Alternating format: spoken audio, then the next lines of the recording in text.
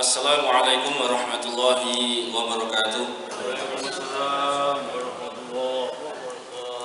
Alhamdulillahirabbil alamin wassalatu wassalamu ala nabiyyina Muhammadin wa ala alihi wa sahbihi ajma'in, amma ba'd. Alhamdulillah, segala syukur senantiasa kita panjatkan kepada Allah Subhanahu wa taala, yang mana pada pagi hari ini kita semuanya masih diberikan kenikmatan yang sangat banyak oleh Allah Subhanahu wa taala, dan kenikmatan yang terbesar adalah kenikmat berupa Islam dan iman. Dan semoga Allah Subhanahu wa taala mengaruniakan kepada kita semuanya keistiqomahan di atas Islam dan sunnah, dan semoga kita semuanya diwafatkan Allah Subhanahu wa taala dalam keadaan husnul khatimah, amin ya rabbal alamin. Bapak-bapak dan ibu sekalian rahimakumullah, kita lanjutkan kembali pembahasan hadis Arba'in An-Nawawi, yaitu sekarang kita masuk hadis yang ke-27 ini. Kita bacakan hadisnya.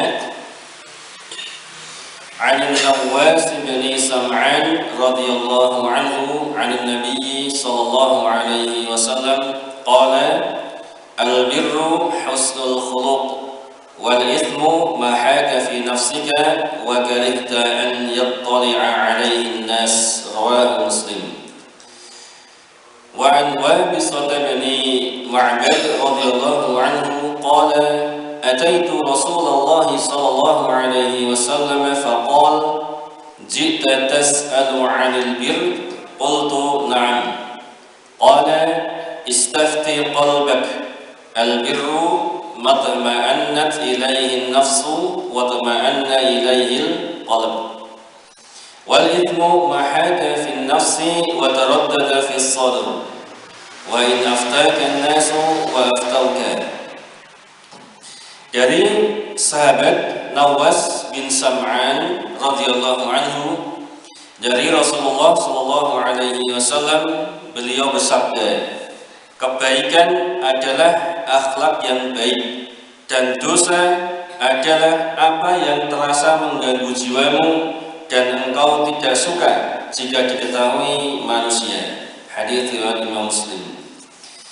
Kemudian dari Wabisah bin Ma'bad radhiyallahu anhu, dia berkata, saya mendatangi Rasulullah sallallahu alaihi wasallam, lalu beliau bersabda, engkau datang untuk menanyakan kebaikan?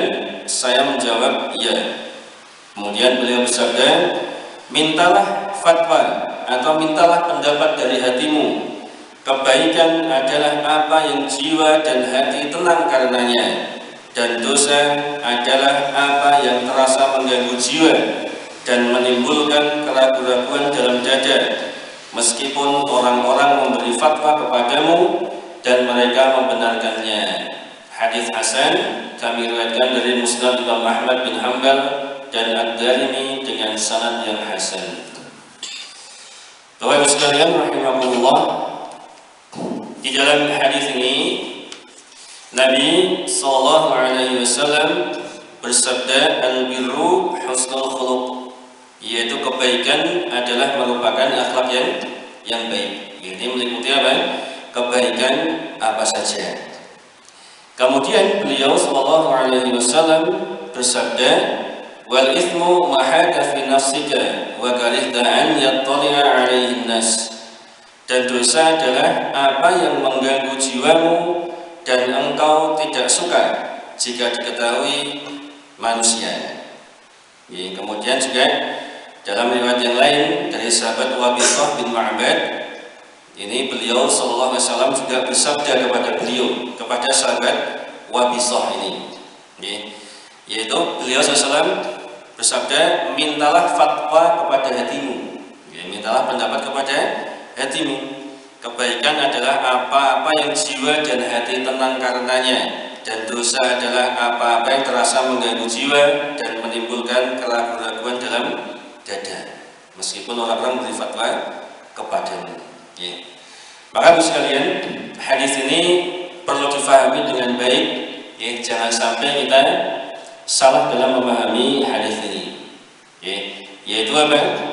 Yaitu dosa itu adalah apa-apa yang terasa mengganggu jiwa dan menimbulkan keraguan dalam dada, dan kita tidak suka jika kita diketahui manusia. Ya. Maka pertanyaannya, apakah ini berlaku secara mutlak? Ya. Artinya ketika ada seorang ingin melakukan sebuah dosa, ternyata hatinya merasa tenang ketika melakukan dosa itu. Ya, misalnya ada orang mau minum khamr, ternyata hatinya malah tenang. Ya, badannya abu misalnya, hatinya malah tenang, gembira, tidak ada keraguan. Ya, bahkan dia bahkan dia suka kalau diketahui teman-temannya bangga malah. Apakah ini kemudian menunjukkan perbuatan tersebut menjadi tidak berdosa, menjadi sesuatu yang boleh? Ya, maka ini ada rinciannya bos sekalian. Ya, yaitu para ulama menjelaskan bahwasanya hadis ini tidak berlaku pada semua orang dan semua keadaan. Ya, kenapa? Ya karena ketika kita beragama, ya, sesuatu ini dianggap dosa atau tidak, maka tentunya harus berdasarkan dalil dari Al-Quran maupun hadis Nabi yang sahih. Ya, tidak bisa berdasarkan semata-mata dari hati. Lho Pak, sampean kok nglakoni dosa, tapi hatiku tenang ya Pak, pas nglakoni ngene iki. Berarti kan oleh. Dan hatiku gak tenang lagi itu dosa. Bukan seperti itu sekalian. Ya. Jadi hadis ini tidak berlaku pada semua orang dan semua keadaan. Rinciannya sebagai berikut sekalian. Yang pertama, hadis ini ya, berlaku bagi orang yang soleh, ya, bukan pelaku kemaksiatan, ya, dan berlaku bagi orang yang masih berada di atas fitrah, fitrahnya masih baik, belum rusak. Ya. Kalau orang yang sering berzina, saking kulinone, ya, maka ketika dia mau berzina, hatinya tenang atau tidak? Mungkin tenang Pak, malah bangga ya, dipamer-pamer ya, dipamer-pamer ya. Kita lihat sekarang orang pacaran ya, tidak malu-malu Pak, malah bangga ya. Yang pinggir-pinggir jalan ya, niku pacaran ya. Niku pada kita kalau yang melihat itu yang malu siapa? Sing malu sing delok Pak, nggih. Diloroi malah wani. Niku zaman sekarang. Apakah terus kemudian itu perbuatan yang boleh, tidak dosa? Bukan ya. Maka orang yang seperti itu, saking kulinonnya berbuat dosa, maka dia fitrahnya sudah rusak. Fitrahnya sudah rusak, maka ketika dia melakukan dosa, dia akan merasa biasa saja, tenang-tenang saja, saking kulinonnya. Maka ini bukan patokan sekalian. Ini bukan parameter. Yang dimaksud yaitu orang yang orang yang soleh dan bukan pelaku kemaksiatan dan hatinya masih berada di atas fitrah yang baik. Maka ketika dia melakukan sesuatu, kok hatinya merasa nggak tenang, malah gelisah dan seterusnya. Dan dia tidak suka kalau manusia mengetahuinya. Ya. Maka ini Maka ini berarti itu sebuah dosa. Ya, sebuah dosa. Ya. Jadi ini orang yang fitrahnya masih baik. Ya. Karena seorang yang dasarnya fitrahnya masih baik. Kalau dia masih berada di fitrahnya belum rusak, ya, terkadang itu kalau kita akan melakukan sesuatu, ini kadang hati kita itu ada pertentangan batin nih. Kayaknya kok nggak tenang hati saya kerja di sini. Ya, berarti ada sesuatu yang nggak beres ini. Kadang seperti itu sekalian. Ya, maka kalau kita ragu-ragu sudah tinggalkan misalnya. Ya, ini berlaku bagi siapa tadi? Orang yang soleh, bukan orang yang sering maksiat. Kalau sering maksiat kadang hatinya sudah mati sekalian. Ya. Dia berbuat maksiat tenang-tenang saja, okay, biasa saja, tidak ada perasaan gelisah dan seterusnya. Ini yang pertama. Keadaan yang kedua, ini berlaku bagi orang yang memiliki ilmu agama. Ini berlaku bagi orang yang alim, orang yang mengetahui ilmu agama, orang yang mengetahui ini halal, ini haram. Okay. Maka orang yang dia mengetahui tentang batasan-batasan Allah Subhanahu wa Ta'ala, maka ketika dia mengetahui ilmunya tersebut, kemudian dia melakukan sesuatu tadi, ya, sesuatu yang melanggar agama, dan dia tahu itu kalau itu salah, dia tahu kalau itu dosa, ya, dia tahu kalau itu haram, dia tahu kan orang berilmu ini. Tapi dia melakukan perbuatan tersebut, maka tentu hatinya akan merasa terganggu jiwanya, tidak tenang gelisah, ya. Dan dia tidak suka jika diketahui manusia, ya. Jadi ini orang yang berilmu, ya. Orang yang tahu kalau itu haram, Bapak sekalian, dia tahu itu haram, tapi kalau dia melakukannya, pasti di hati itu ada gak tenang, Pak. Ini saya tahu ini haram, ya Allah. Mesti ada pertentangan batin di sini. Ya. Ini keadaan yang kedua, yaitu berlaku bagi siapa? Bagi orang yang memiliki ilmu agama. Berbeda dengan orang yang jahil, orang yang tidak paham agama. Dia tidak tahu kalau itu halal, tidak tahu kalau itu haram. Ya, pokoknya kerja digasak semuanya pokoknya. Bagi dia, pokoknya kalau harta yang ada di tangan saya berarti ini halal. Kalau hartanya tidak luput, artinya luput dari tangan saya, tidak berada di tangan saya, berarti itu haram bagi saya. Tapi kalau apa yang sudah saya dapatkan, berarti ini halal buat saya.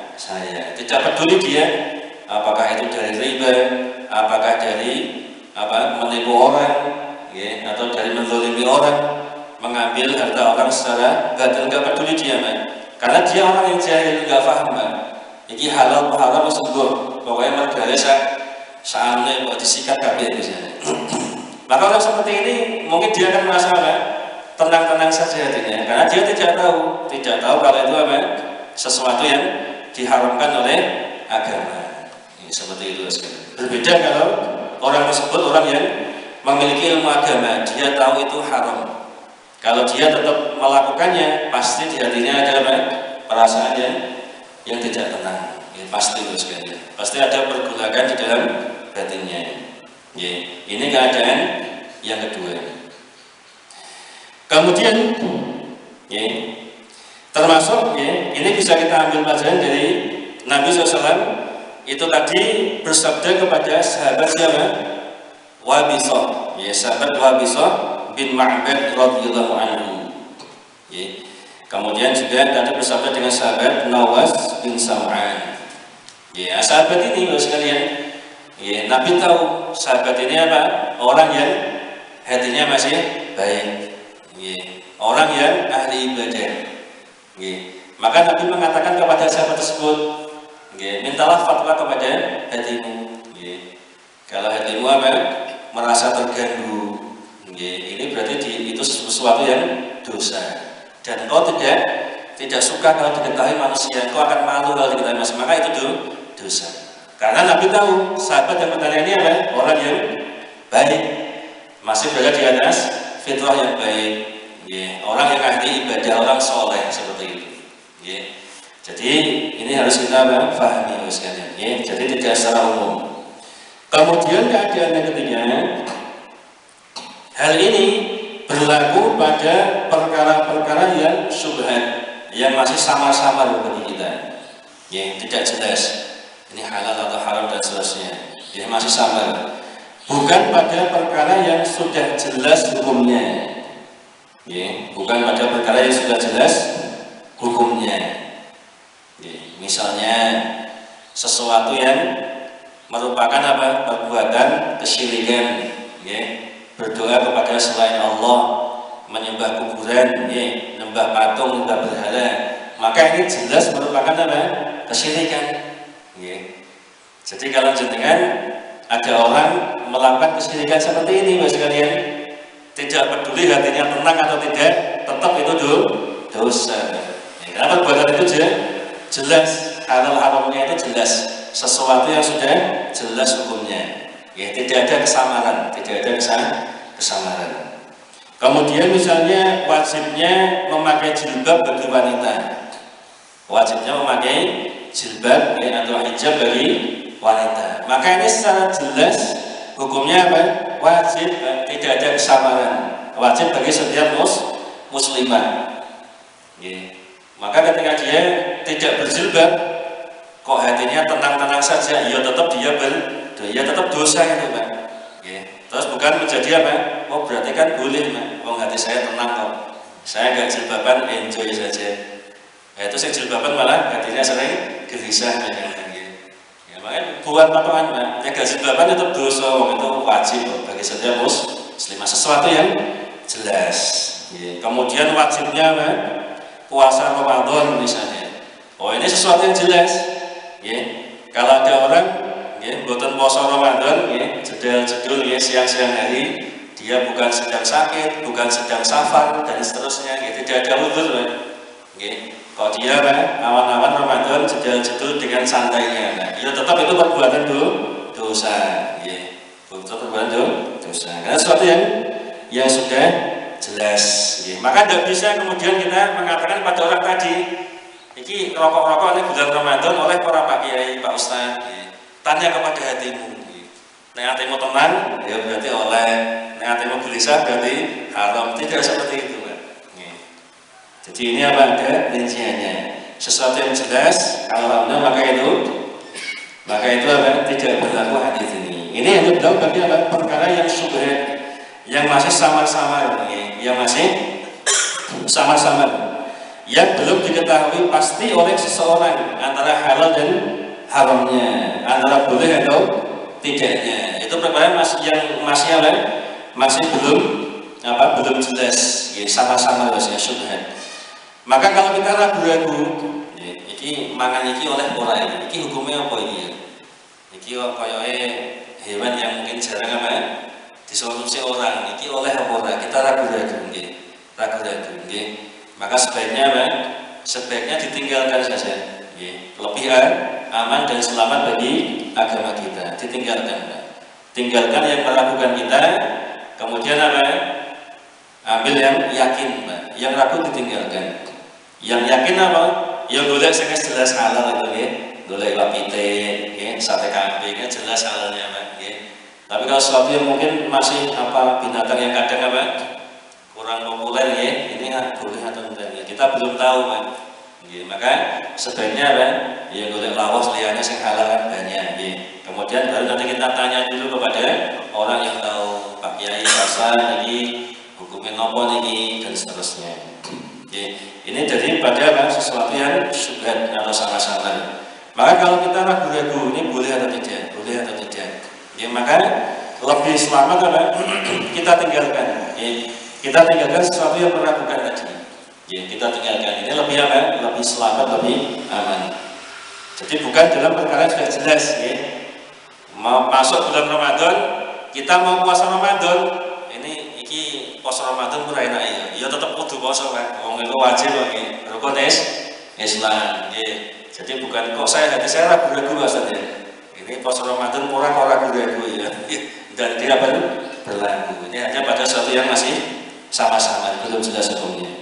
Jadi ini dari hadis yang ke-27. Faedah yang bisa kita ambil dari hadis ini, poin-poin yang bisa kita ambil kesimpulannya. Yang pertama, hadis ini merupakan penjelasan tentang agungnya kedudukan akhlak yang baik. Kemudian yang kedua, kata albir kebaikan tadi dan al-ithmu dosa tadi, ini termasuk kalimat yang universal, umum, meliputi kebaikan apa saja, dan dosa apa saja. Kemudian yang ketiga, seorang muslim dalam perkara agamanya, hendaknya dia melakukan perkara halal yang jelas dan hendaknya dia meninggalkan hal yang masih sama-sama, sebaiknya ditinggalkan. Kemudian yang keempat, seorang mukmin yang takut kepada Allah Subhanahu wa taala, maka dia tidak melakukan apa yang membuatnya tidak tenang. Meskipun ada orang yang membenarkan, oleh gak apa-apa, itu dipangan air apa-apa. Nah kita ragu-ragu ini subhat ini gak jelas ini. Maka sebaiknya tinggalkan. Kalau kita hati-hati jadi kalau ragu-ragu sebaiknya ditinggalkan kalau gak jelas. Selama apa tadi? Selama bukan perkara yang jelas dalam syariat. Kalau perkara yang jelas Ya harus apa? Ya tidak berlaku kan? Ya, karena patokan kita apa? Dalil. Ya, kalau secara dalil nas dia jelas kalau haramnya, ya tidak berlaku hadis ini. Ya. Tanya kepada hati kita tidak. Itu berdasarkan dalil. Kemudian yang terakhir yang kelima sekalian, ini menunjukkan semangatnya para sahabat Nabi radhiyallahu anhum ajmain untuk mengetahui yang halal dan yang haram. Ya, serta mengetahui kebaikan dan dosa. Ya, sering sekali para sahabat bertanya kepada Nabi tentang kebaikan dan kejelekan, tentang halal dan haram dan seterusnya. Ya, demikian sekalian dari hadis yang ke-27 ini, semoga bermanfaat. Mohon maaf jika ada kesalahan. Subhanallahumma bihamdika asyhadu an la ilaha illa anta astaghfiruka wa atubu ilaik. Assalamualaikum warahmatullahi wabarakatuh.